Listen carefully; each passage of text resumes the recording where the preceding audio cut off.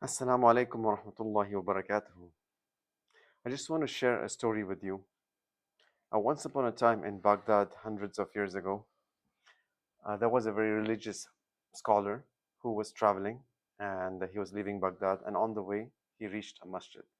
So he went to the masjid and he started to rest there. He prayed Isha. And then after Isha, he was resting there for some time before continuing his journey the next morning, right? So as he was resting, then all of a sudden the muaddin came and told him, "Excuse me, we have to close the masjid, so you have to leave. Apologize." So upon that, the scholar he left, and he was thinking about where can I stay now, where can I go, and all of a sudden it started downpouring. A huge rain started coming, and then as he was walking hurriedly with his things, he saw a shop that was open. And as he approached closer, it was a baker who was kneading his dough with the lights on. So he went and knocked on the door. And then once the baker opened the door, then he explained the situation and he welcomed him and said, "Feel free to stay as long as you would like. And then you can leave in the morning, no issues at all."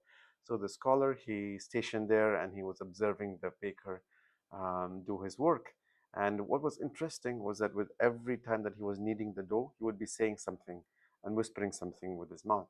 And then when he looked closer and when he tried to pay attention to what he was saying, he noticed that he was saying Astaghfirullah, Astaghfirullah, Astaghfirullah with every time he was kneading the dough.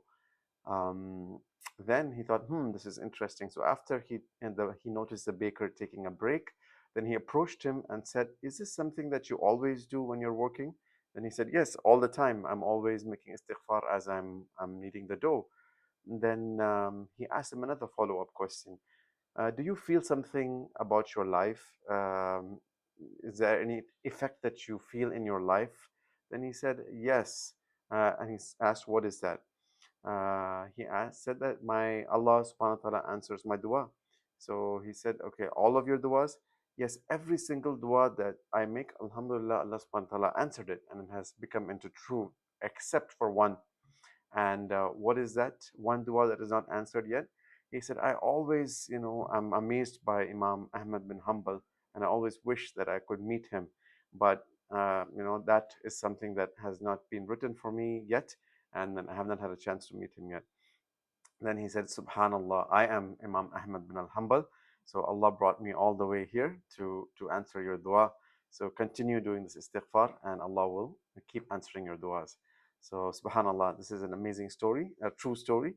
And we can extract lessons, of course, at least one solid lesson that if we are facing difficulties in our life, if we are feeling that our duas are not being answered, if we have problems in rizq or relationships or whatnot, just increase in your sincere istighfar, turn to Allah, and he will make things easy for you and answer your du'as.